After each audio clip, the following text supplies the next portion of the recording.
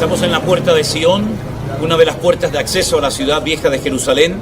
De aquí nos vamos a dirigir al Museo del Templo, y esta puerta es muy importante, la van a ver toda llena de agujeros. La han dejado así para recordar que por aquí en junio de 1967 entraron los soldados israelíes y conquistaron la ciudad después de casi 2000 años de estar en diferentes manos. Así es que es un lugar muy importante, Monte de Sion, Puerta de Sion, y vamos a entrar por ella para mostrarle todos los tesoros y las maravillas que estarán Dios mediante en el tercer templo de Jerusalén. Pueden observar ustedes en la pared todos los disparos de ametralladoras, y repito, lo han querido dejar así para recordar que muchas personas se jugaron la vida y muchos dieron también la vida para poder entrar por esta ciudad y conquistarla después de casi 2000 años. Seguimos adelante con este tour en este día, hermanos. Puerta de Sion.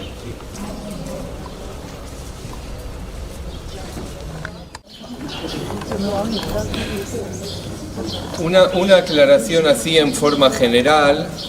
Quiero que ustedes entiendan que los muros de la ciudad antigua de Jerusalén no siempre estuvieron en el mismo lugar donde está ahora. Ustedes vieron que vimos los muros atrás nuestro, vamos a pasar la puerta esa, vamos a entrar a la ciudad antigua, pero en la época de Jesús, esta parte estaba dentro de la ciudad vieja. Esto pertenecía, ven que tiene el estilo, tiene el espíritu de ciudad vieja esto. Ven las callejuelas, en la época de Jesús, en distintas épocas, el muro pasaba por aquí y encerraba todo esto dentro de la ciudad. Entonces, en la época de Jesús estamos dentro de la ciudad antigua, hoy estamos fuera. Bueno, estamos, como dijo Daniel, en el Monte de Sion. El Monte de Sion es muy mencionado en la Biblia, e incluso hasta en el libro del Apocalipsis. En el libro de Apocalipsis, cuando se habla acerca de los 144.000 sellados, 12.000 de cada tribu, dice que esos 144.000, que casi parece que es como una escolta personal del Señor Jesús, cantan un cántico nuevo aquí en el Monte de Sion, al Cordero, al Señor Jesucristo, ¿no? Entonces este es un lugar muy importante en la Biblia, se menciona muchísimo, a veces parece como que sinónimo, ¿no? Sion, Jerusalén, parece que estamos hablando de la misma cosa, ¿no? Aunque son dos nombres diferentes. ¿Vamos a entrar al cenáculo? ¿Está abierto? Sí. Vamos a entrar al cenáculo. El cenáculo es donde la tradición cuenta que se partió el pan y el vino, donde el Señor Jesucristo celebró la última cena, ¿de acuerdo? Y después visitaremos, supongo que estará abierta, la tumba del rey tal vez más importante y querido de Israel, como es la tumba del rey David, ¿de acuerdo? Entonces, vamos a entrar por aquí, por esta puerta ahora dentro de un ratito. Y bueno, la Biblia hablaba del nuevo pacto, ¿se acuerdan? Dios había hecho un pacto, había hecho varios pactos, tanto con personas como con el pueblo de Israel, pero el profeta Jeremías anticipaba de que en los últimos días, cuando viniera el Mesías, se haría un nuevo pacto. Ese nuevo pacto se hizo aquí en el cenáculo, cuando él toma el pan y el vino, y él dice unas palabras que nunca nadie había pronunciado, y es lo que conocemos como la Santa Cena, ¿no? Cuando participamos del pan y del vino en las iglesias, una vez al mes, al año, cada semana, en fin, ya cada iglesia pone el tiempo cuando quiera, ¿no? Así que vamos a... Mira, es la primera vez que vengo a este lugar y no veo a nadie. Siempre está lleno de gente. Así que bueno, creo que lo vamos a tener prácticamente para nosotros solos. ¿Okay? Vamos a subir al aposento alto, ¿se acuerdan? Sí. Que el Señor Jesús llegó a Jerusalén, llegaba a esta zona, mandó a los discípulos, le dijo que van a ver un hombre cargando cántaro de agua, síganlo, y les va a llevar a donde está el aposento alto preparado, donde vamos a celebrar la Pascua. Después de todo, el Señor estaba celebrando la Pascua judía. Amén. Este es el cuarto, según la tradición, de donde se celebra.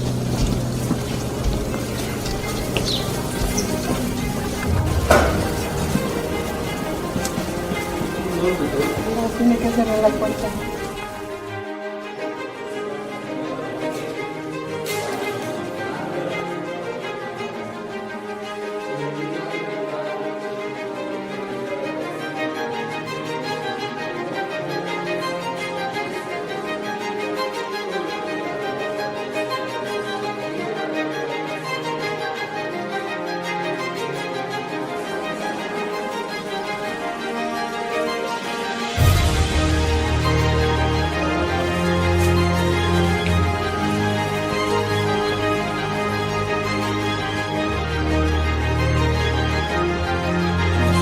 Señor les bendiga. Aquí estamos grabando en la puerta de lo que conocemos como el cenáculo o también el aposento alto. Aquí a mis espaldas, en la parte de arriba, es donde el Señor Jesucristo, dice la tradición, que partió el pan y el vino y lo repartió a sus discípulos y se estableció el nuevo pacto. Estamos en este momento en el monte de Sión. Aquí, a este lado, a este costado, tenemos la tumba del rey David, que también le hemos visitado en esta mañana, y nos vamos a dirigir ahora al Museo del Templo, donde está todo listo y preparado para el tercer templo cuando se reconstruya. Así es que estamos disfrutando de una mañana preciosa. Hemos visitado en este momento el aposento alto, hemos visitado la tumba del rey David, y ahora vamos a salir, o vamos a entrar, mejor dicho, por la puerta de Sión, una de las puertas que nos comunica con la vieja ciudad de Jerusalén. Saludos para todos, que el Señor les bendiga, gracias a los que están orando por nosotros, y seguimos en este día recorriendo y visitando muchísimos lugares importantes de esta ciudad de Jerusalén. Shalom para todos desde el monte de Sión en Jerusalén.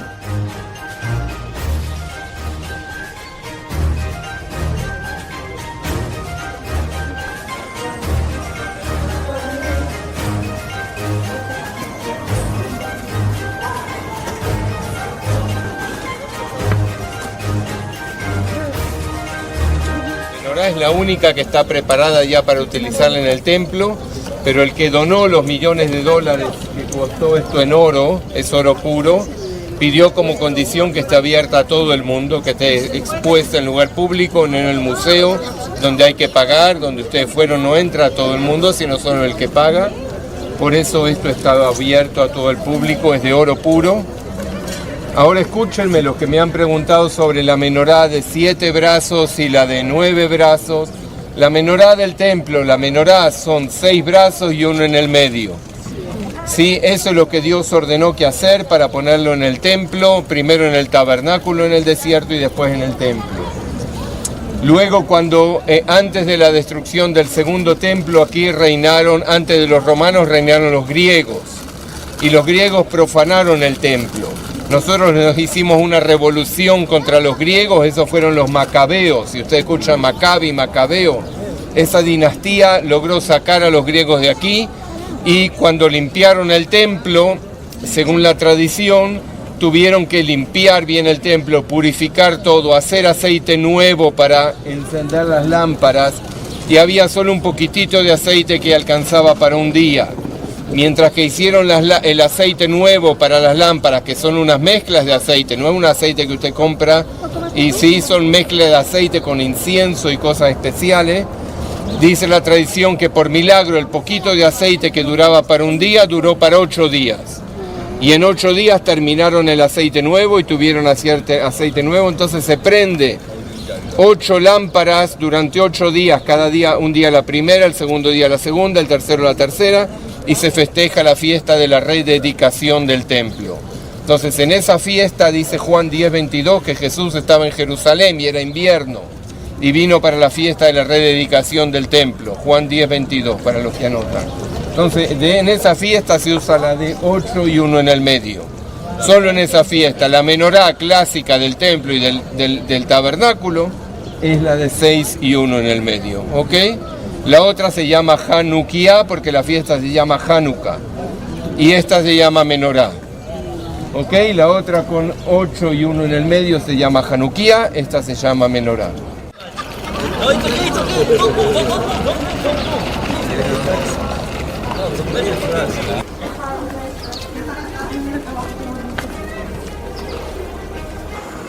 Y seguimos subiendo. Vamos a salir ahora por otra puerta, la puerta de Jafo, o como se conoce en la Biblia, la puerta de Jope. Mira, esta es la librería cristiana, digamos. Yo voy a atrás un poquito para grabar unas cositas.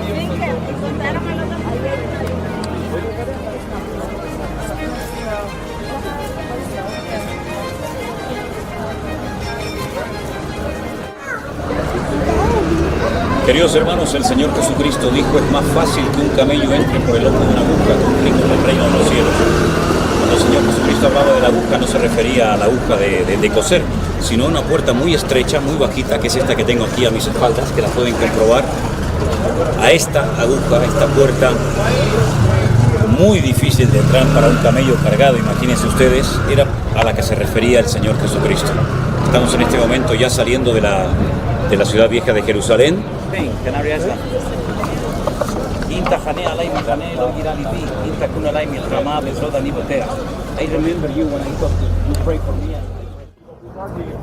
Los muros que vemos actualmente no son de la época de Jesús, fueron mandados a construir por Sulimán el Magnífico. Son del 1500 y pico, es decir, del siglo XVI. Imagínense qué belleza de ciudad, toda amurallada, los muros recién estrenados, limpios, nuevos, bonitos.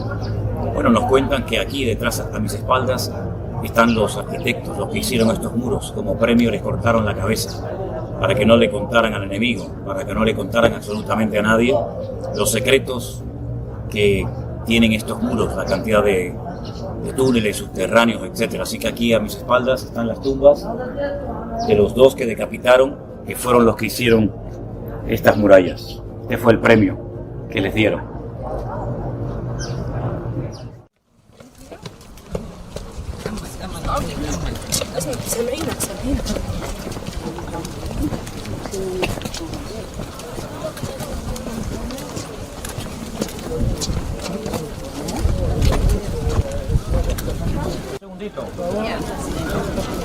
Decía que hace muy poquito estuve dando en la iglesia una serie sobre el profeta Samuel, sobre todo sobre su madre.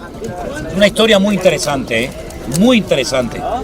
Me han gustado siempre mucho los dos libros en la Biblia que llevan su nombre, Primera y Segunda de Samuel. Son muy bonitos, muy interesantes, y hay una serie de personajes que son muy bonitos, interesantes y que nos enseñan mucho, ¿no? La historia de Samuel comienza en el capítulo 1 de Primera de Samuel, hablándonos de un matrimonio, un hombre que tenía dos mujeres, una le daba hijos, la otra, Ana, no le daba hijos, y lo pasaba mal, lloraba, sufría. Todos los años venían a presentar las ofrendas al Señor y bueno, le decía al marido, ¿pero qué te pasa? ¿Por qué lloras? ¿No te soy yo mejor que 10 hijos? ¿No? Es como cuando la mujer está hecha polvo llorando y el marido se pone, ¿pero qué te pasa? ¿Qué te pasa? Y la mujer dice, ¿cómo que no sabes qué me pasa? ¿No?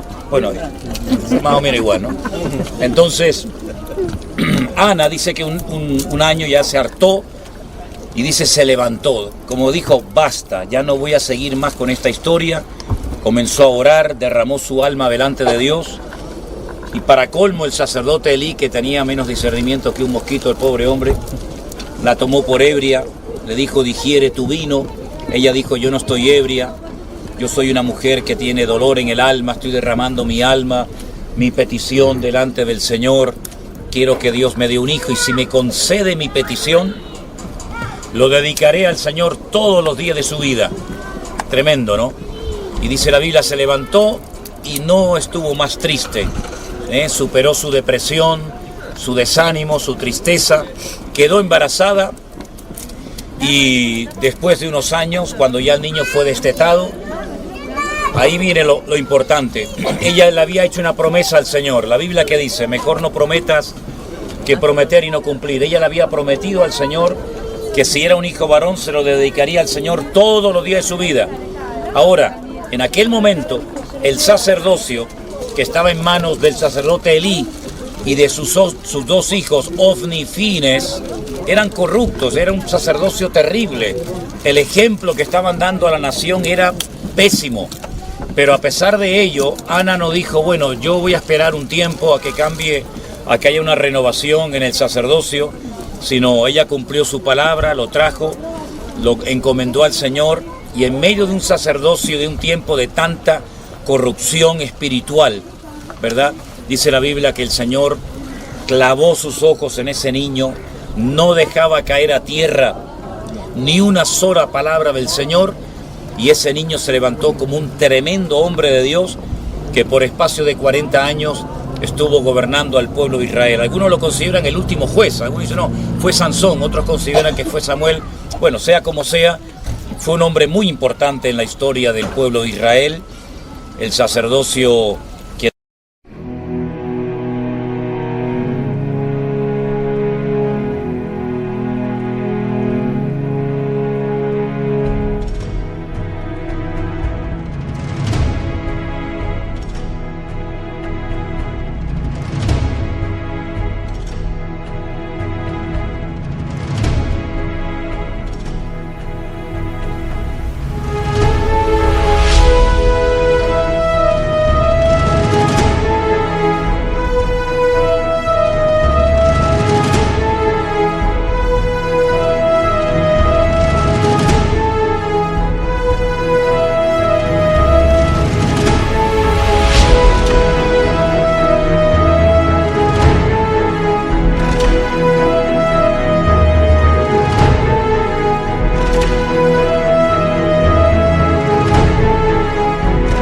totalmente desmantelado en el sentido de que en un mismo día murió Elí y los dos hijos.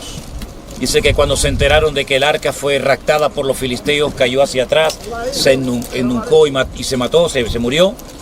Y entonces Samuel toma el protagonismo, se convierte en un juez, se convierte en un punto de referencia para toda la nación. A muy temprana edad el Señor lo llamó durante la noche, ¿se acuerdan? Que oía la voz, Samuel, Samuel, y él salía corriendo a la habitación del sacerdote Elí y le decía, ¿me has llamado? Y decía, no, hijo, yo no te he llamado, vete y acuéstate, ¿no? Y así una, dos, dice, si la próxima vez vuelves a oír tu nombre, Samuel, Samuel. Pocas veces Dios ha llamado en la Biblia a un hombre 2 veces por su nombre. Es una tarea que les pongo. Miren a cuántas personas el Señor llamó y le dijo Samuel, Samuel, o le repitió 2 veces su nombre. Eso es algo muy importante. En el caso de Samuel fue así. Él respondió, heme aquí. Recibió una palabra profética, un mensaje durísimo, durísimo, que se lo transmitió al día siguiente al sacerdote Elí. Y bueno, cuando ya era mayor, pues él había puesto a sus hijos como jueces en Israel, dieron un pésimo testimonio,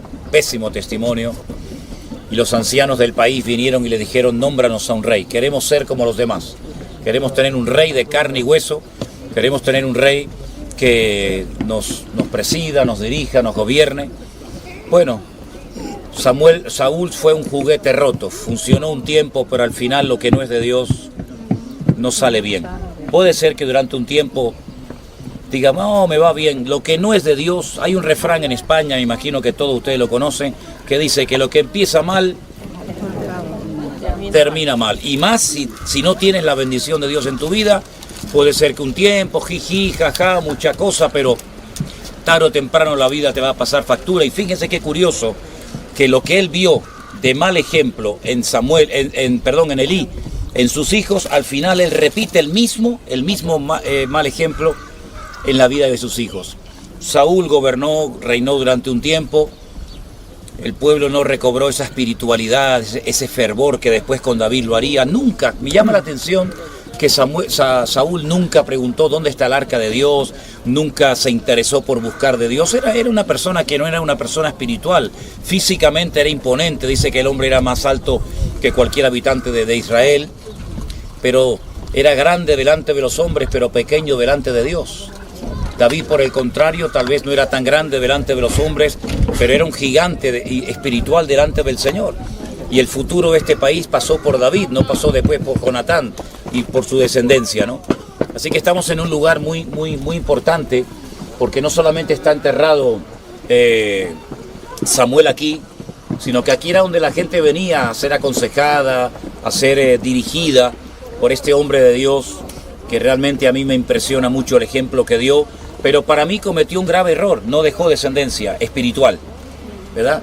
Yo hace poco le predicaba a los pastores en Italia, me invitaron a predicarles un día y les hice 2 preguntas. ¿Dónde tienes puesto tu púlpito? ¿Desde dónde predicas? ¿Predicas desde el monte de la Transfiguración con sus aplicaciones? ¿Predicas desde el monte Sinaí? ¿Predicas desde el Calvario? ¿Desde dónde predicas? ¿Dónde está basado tu ministerio? La segunda pregunta es, ¿ya has preparado tu heredero? Cuando tú faltes, ¿quién va a quedarse con todo esto? Esa es la gran tragedia de muchos pastores, que mueren, como muchos pastores lamentablemente han muerto en esta pandemia, y las iglesias han cerrado, no tienen heredero. Entonces tenemos que tener hijos espirituales, tenemos que tener alguien que si yo falto en este momento la obra siga adelante y aún mejor. Esa es la mayor responsabilidad de un siervo de Dios, preparar obreros, reproducirte, la oveja pare oveja, los pastores paren pastores. Si no es así, se corta la línea, ¿verdad? Y al final pues la obra se pierde, ¿no? Entonces ese fue para mí uno de los errores de Samuel. Él quería forzar a que sus hijos fueran, pero vamos a ver, la relación con nuestro Dios es personal. El padre puede ser un gran varón de Dios y los hijos un desastre, o viceversa, como a veces se ve que el padre era un desastre y los hijos eran muy espirituales. Entonces, ¿qué estamos reproduciendo? La Biblia nos enseña, y para mí esto es de vital importancia, y ya les dejo para ir a ver esto, que nosotros nos reproducimos, o mejor dicho, transmitimos nuestra parte espiritual. Dice la Biblia que cuando Jetro asesoró, aconsejó a Moisés y le dijo, mira, tú no vas a aguantar más, tú no puedes atender a todo el mundo, tú tienes que delegar, tienes que preparar gente que te ayude. Dice que se fueron al tabernáculo de reunión y allí tomó Dios del espíritu de Moisés y se lo puso a sus 70 colaboradores, ¿verdad? El Señor Jesucristo le dijo, cuando vayáis a una ciudad o a una casa, si os reciben, vuestra paz será sobre esa casa. Transmitimos no solo nuestra genética a nuestros hijos, sino transmitimos nuestra parte espiritual, ¿verdad? Y eso es muy importante. ¿Qué estás transmitiendo? ¿Qué transmite tu vida espiritualmente hablando? Entonces, Saúl, ¿qué va a transmitir si era una persona carnal? Dios hasta le dijo a Samuel, no ores más por él. No ores más por él. Yo lo he desechado. No me sirve. Estoy buscando, ya lo había encontrado, un hombre conforme a mi corazón, un hombre obediente, un hombre fiel, un hombre que le diga vas y va, y te callas y te callas, y te levantas, te levanta. Saúl siempre justificándose, llega del campamento de batalla, le dicen no cojas nada, todo está bajo maldición. Llega Samuel y le dice, ¿y estas ovejas y todo esto qué es? Dice, no, el pueblo, ¿cómo que el pueblo? El pueblo hace lo que tú le permites que haga. ¿Verdad? Siempre justificándose, siempre justificando. Para mí Saúl yo lo llamo el juguete roto. Fue un juguete roto. Empezó muy lindo y al final el juguete terminó siendo un auténtico desastre. ¿Qué dice la Biblia? La gente ¿a dónde se iba? A la cueva de Adulán. Enlutados, hechos polvo, deprimidos, llenos de deuda. Pero cuando salieron de la cueva de Adulán con David, ¿cómo salieron? Como leones. Cambiaron el rumbo de la historia. ¿Por qué? Porque estaban al lado de un hombre espiritual. Y la carnalidad se transmite y la espiritualidad también. Así que vamos a ver a un hombre espiritual, pero que no tuvo herederos. Vamos ahí a ese lugar tan bonito, a ver si podemos subir desde arriba, que hay una vista muy linda, ¿sí?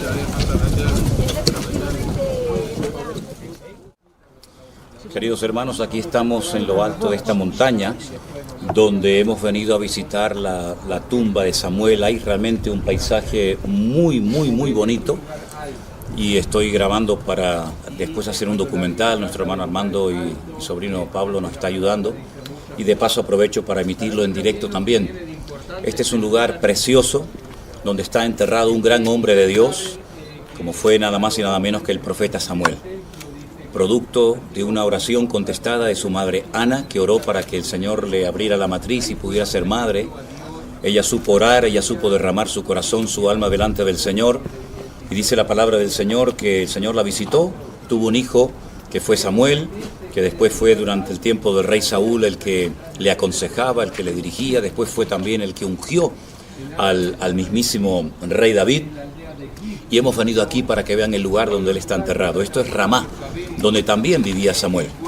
Él fue un hombre muy utilizado por el Señor. Sus hijos lamentablemente no siguieron su ejemplo, de ahí que los ancianos del país pues vinieran y le pidieran que les nombrara un rey. Ya la Torá, la ley hablaba de que algún día tendrían un rey, pero yo pienso sinceramente, es mi opinión personal, que se adelantaron y Samuel pues ungió, nombró a Saúl como el primer rey de Israel, y yo lo llamo el juguete roto. Saúl creó una expectativa muy grande en el pueblo, pero finalmente, como dice el refrán, lo que empieza mal termina mal.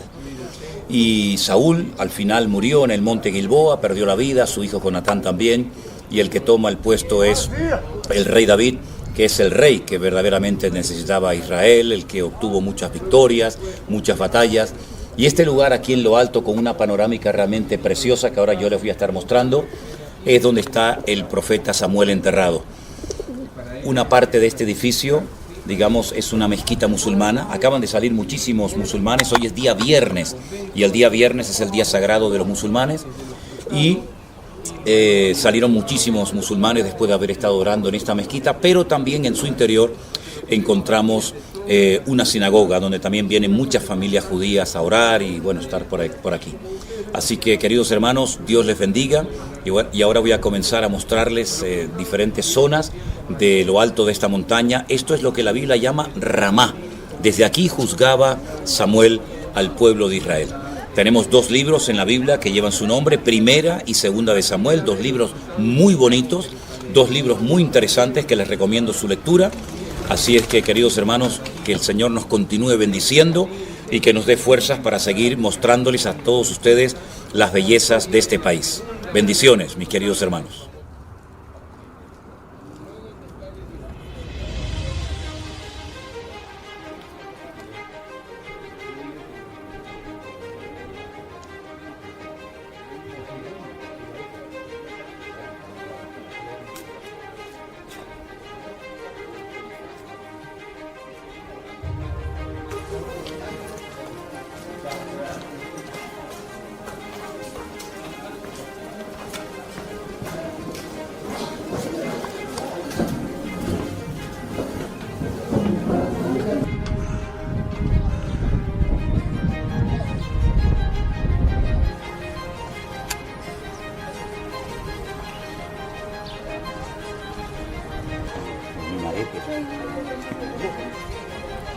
Se utilizaba para convocar a la gente a la oración. Esto también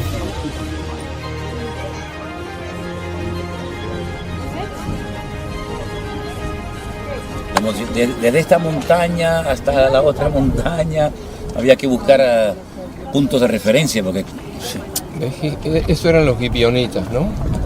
Entonces cuando esos eran los que hicieron el truco con Josué, ¿no es cierto?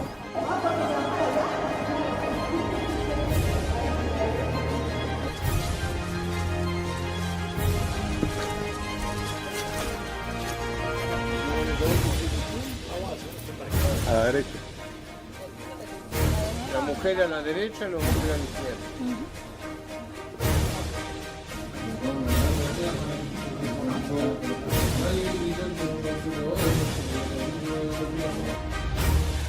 No hay herodiana típica. La gente rehúsa las piedras que encontraban tiradas, ¿no? Mejor la piedra que encuentra tirada que cortar piedra nueva y...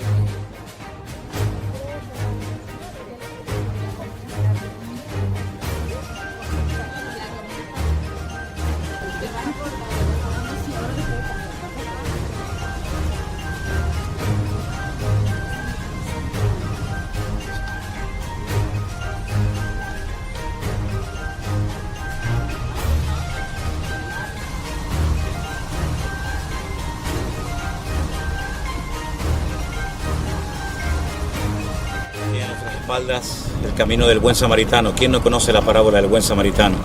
¿Verdad? Camino que va desde Jerusalén hasta Jericó.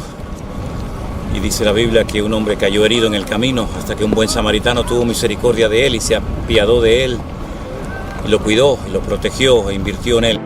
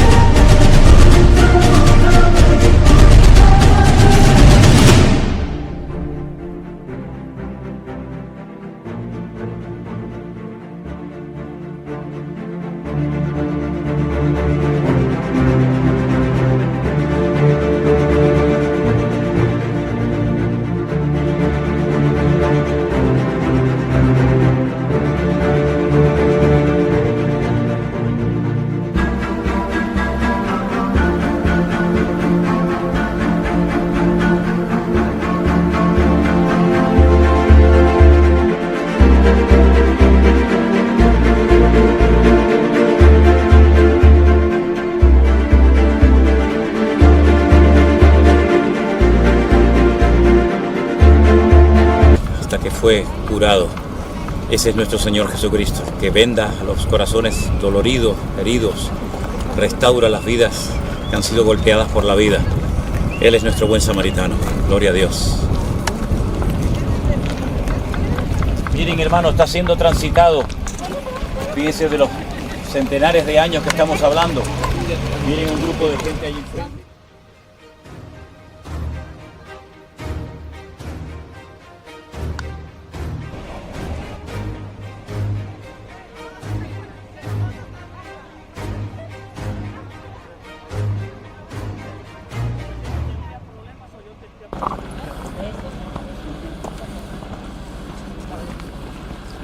Aquí no puede venir todo. Por aquí.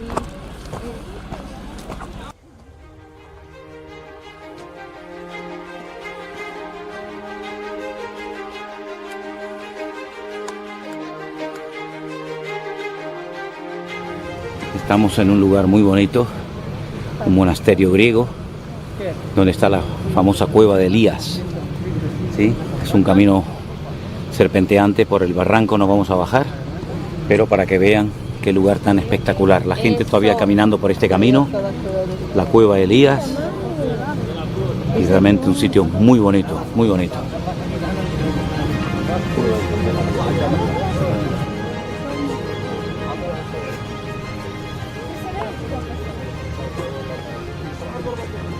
Saya mau minta.